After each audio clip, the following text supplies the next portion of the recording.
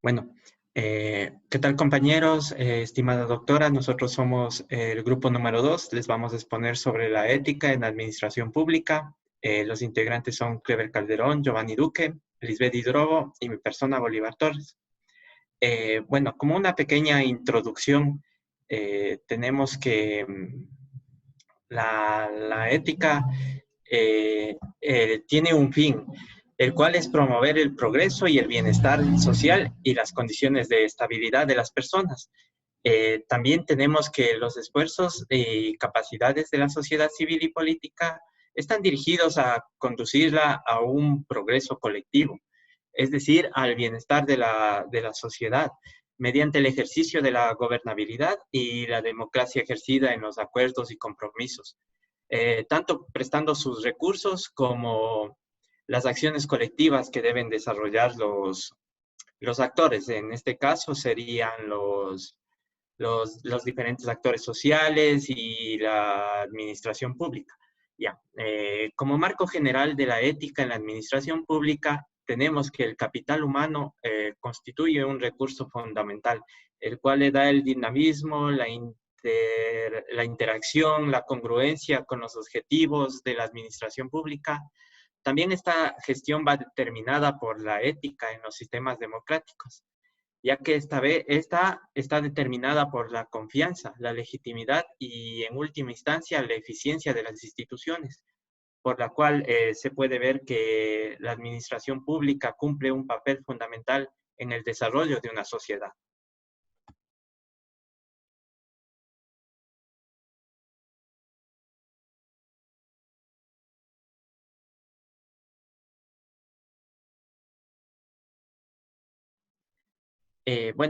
A continuación, mi compañera les va a seguir exponiendo y hablando sobre la administración y la ética. Gracias, Bolito. Bien, la administración pública. La concepción de administración pública ha sufrido una profunda transformación que ha venido a complementar el proceso de reforma del Estado como consecuencia de la persistencia de problemas sociales como la pobreza, la inseguridad, la ineficiencia administrativa, la falta de resultados que satisfagan plenamente las demandas y necesidades sociales. La ciudadanía ha exigido profundas transformaciones institucionales que van desde la democratización paulatina de los órganos estatales hasta una cada vez más intensa y activa participación social. En esa línea resulta de particular relevancia la transición de la administración pública tradicional a la nueva gestión pública como modelo que ha refrescado la concepción burócrata del gobierno y ha incorporado la gobernanza democrática. En este nuevo concepto de gestión pública se encuentra un énfasis en las relaciones descentralizadas, interinstitucionales e intergubernamentales. Se trata de una gestión de coordinación, de dirección por consenso, con el objeto de transformar el funcionamiento de las organizaciones públicas y crear una gestión pública orientada al ciudadano, enfocada a resultados y en procurar eficiencia, eficacia, economía y calidad en la provisión de todos y cada uno de los servicios públicos. En este sentido, la Comisión de las Comunidades Europeas en el Libro Blanco de la Gobernanza Europea ha definido 5 principios básicos para lograr una buena gobernanza. La apertura. Este principio impone a las entidades gubernamentales trabajar de forma más abierta con la ciudadanía y con una comunicación más activa. La participación. Se entiende como la calidad y eficacia de las políticas públicas, que a su vez implica una amplia participación ciudadana. La responsabilidad, por otro lado, que sencillamente implica resultados efectivos mediante el logro de objetivos y de una constante evaluación en la administración pública y, por supuesto, a cada uno de sus servidores públicos. Y finalmente, la coherencia. Requiere que las distintas políticas sean coherentes y fácilmente comprensibles para la ciudadanía, porque en este punto creo que es importante agregar que como abogados entendemos claramente la forma en que se elaboran las normas, las políticas públicas, pero estas no siempre resultan de fácil comprensión para la ciudadanía. Por otro lado, debido a la debilidad institucional, y a la propensión de nuestros servidores públicos y políticos a dar uso a los recursos públicos en un sentido patrimonial y partidista, se hace necesario el establecimiento de más controles que impidan los comportamientos indebidos y la impunidad. Entiéndase esto en actos que se relacionen con la corrupción. En este sentido, encontramos que la rendición de cuentas alude al control y la vigilancia de los gobernantes y la gestión de la ética, que consiste en ese proceso mediante el cual los titulares de órganos gubernamentales establecen una serie de mecanismos que reduzcan las posibilidades de comportamientos indebidos por parte de los integrantes. Debemos hablar también de la gestión ética en las organizaciones públicas. Es importante mencionar primero que el ordenamiento que se da en las sociedades inicia desde la construcción de la ética social aprendida a través del sistema educativo. Es ahí en donde el individuo primero socializa y posteriormente institucionaliza y se convierten en reproductores de valores o antivalores sociales. Por eso, las políticas institucionales de gestión de la ética deben incluir la construcción de una cultura ética reflejada a través de valores institucionales, respetados por todos y cada uno de los niveles administrativos que la integran, y contenida, desde luego, en la normativa que rige a cada entidad. La ética pública es el conjunto de premisas, valores, hábitos y reglas que se caracterizan por ordenar el deber ser de las cosas, estableciendo de cierto modo la conducta que se espera de parte de sus servidores y de sus actores políticos. En ese contexto, finalmente, para dar certeza en el cumplimiento de su papel, los servidores públicos deben ejercer sus funciones con valores éticos para así legitimar sus acciones políticas y que éstas contribuyan a la disminución de desigualdades sociales. Continuamos en nuestra intervención y Clever nos va a hablar acerca de los códigos de ética.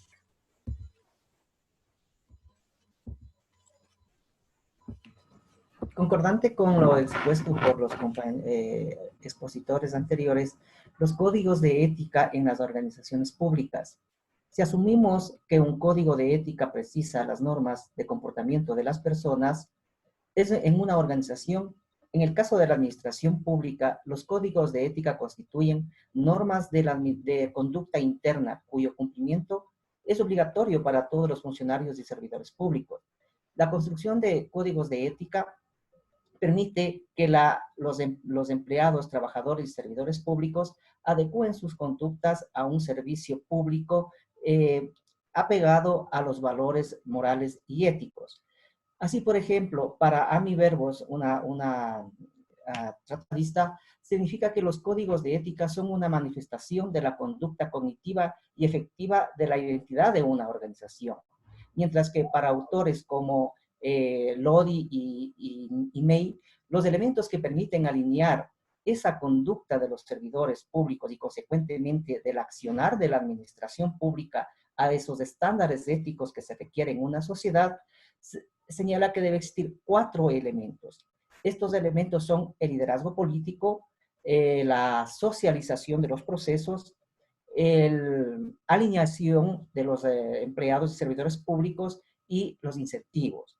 En cuanto al liderazgo político, podemos entender que es el compromiso del líder es esencial que se transforma en guía de otorgar condiciones éticas en toda la organización, consecuentemente en la administración pública.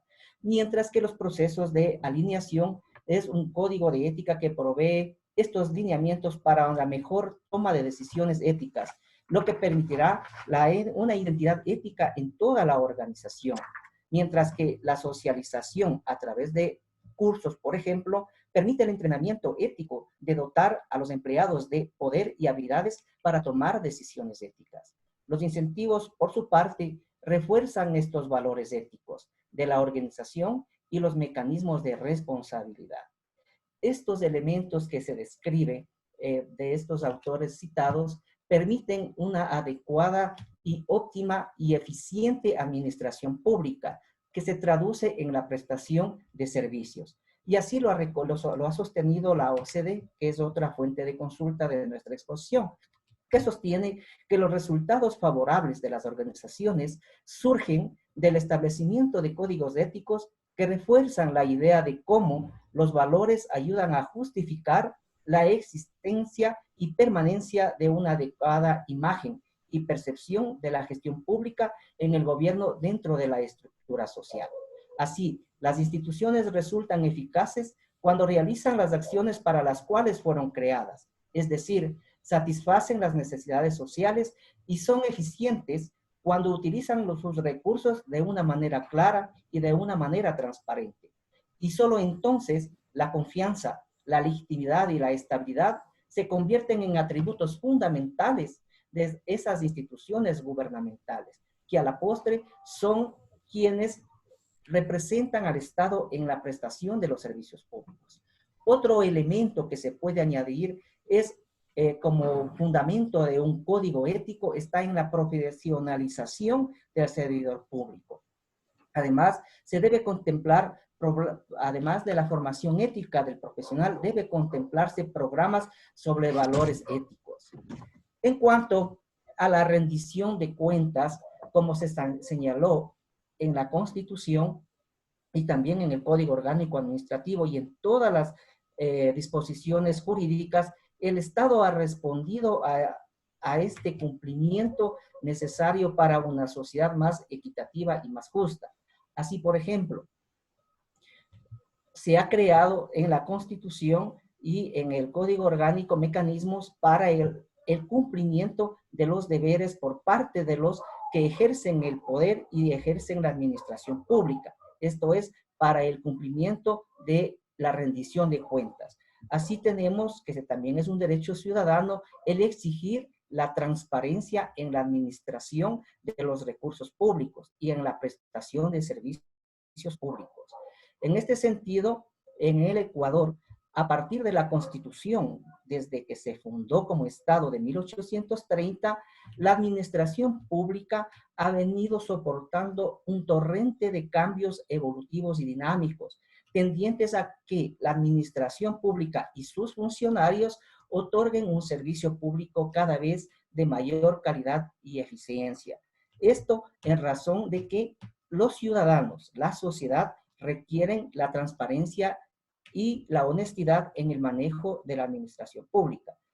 La Constitución del 2008 establece como un derecho primordial en el artículo 3 y también como una obligación que lo señala en el artículo 227 por parte de quien ejerce esa administración pública. Estos son los códigos de ética que se debe observar en la administración pública y la rendición de cuentas como un mecanismo de naturaleza inclusive procesal para exigir de la administración esta transparencia y exigencia en la honestidad que debe observar la administración y principalmente el servidor público. Posteriormente, nuestro compañero Giovanni expondrá las reflexiones sobre el trabajo realizado. Muchas gracias, Clever. Continuando con la exposición y previo a iniciar con las reflexiones, es necesario tener en cuenta que actualmente la Constitución del Ecuador nos habla tanto de ética como de la administración pública. Tenemos claramente el artículo 3 en el numeral 4, donde ya nos habla de la ética para el quehacer público y el ordenamiento jurídico. Más allá, también en el artículo 227 nos dice que la administración pública constituye un servicio a la colectividad que se rige por los principios de eficacia, eficiencia, calidad, jerarquía, desconcentración, descentralización, coordinación, participación, planificación, transparencia y evaluación. Entonces, desde el marco constitucional tenemos tanto la ética como la administración pública que están dentro del marco normativo ecuatoriano. Más allá, en el Código Orgánico Administrativo que actualmente está vigente, ya nos habla ya de la administración pública como el ente que comprende las entidades del sector público previstas en la Constitución. Más allá se refleja en lo que es el sector público y obviamente ya hablará del Estado central y hablará de la desconcentración y descentralización. Sin embargo, esto para únicamente ponernos en el marco de que existe tanto la administración pública como la ética desde el marco constitucional. Entrando un poco más en las reflexiones, es necesario entender que la ética en la función pública es el conjunto de valores que proporciona a quienes manejan en las instituciones públicas las nociones que permiten servir al interés público y no los beneficios personales.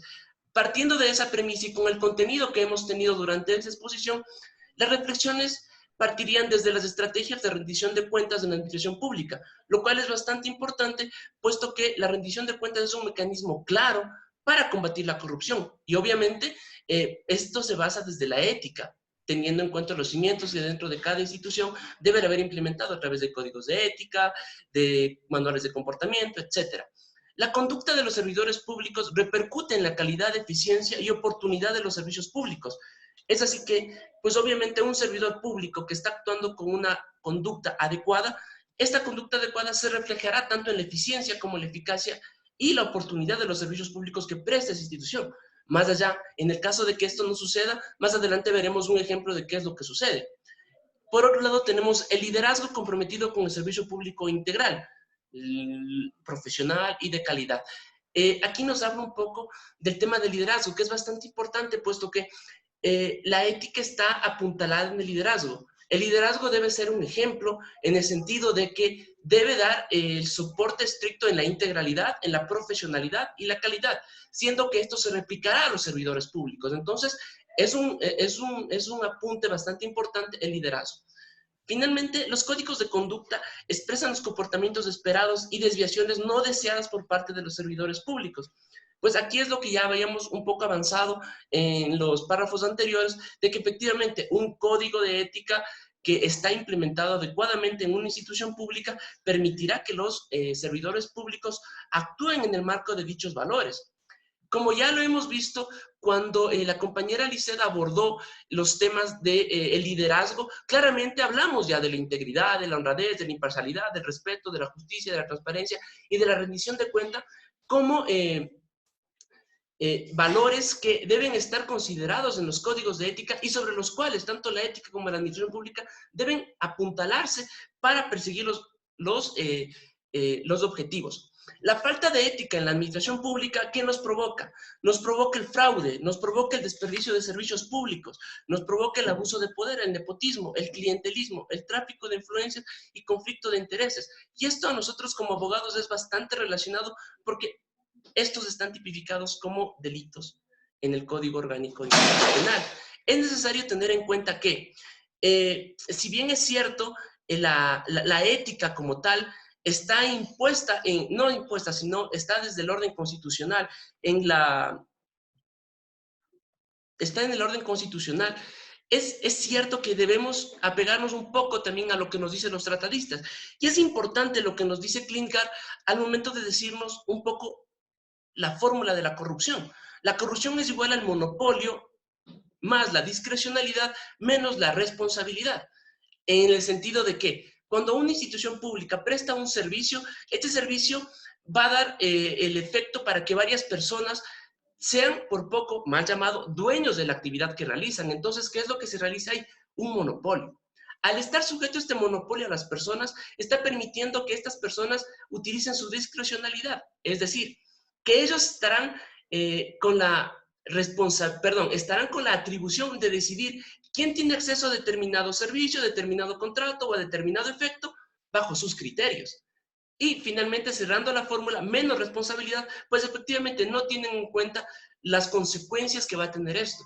Esto es como una medición de responsabilidad. Cuando aplicamos esta fórmula, pues básicamente estamos hablando de que hay corrupción. Y cuando aplicamos esta fórmula, nos vienen estos hechos que aparecen dentro de la falta de ética. ¿Y esto a qué nos llevará? Por ejemplo, la corrupción electoral en la democracia. Si bien es cierto, estamos hablando de la administración pública, ¿qué sucede cuando la cabeza es la que está promoviendo determinada acción y pues a los administrados les dice, nosotros les entregamos tal servicio, pero ustedes tienen que entregarnos nuestro voto en la campaña? Eso ya es una falta de ética.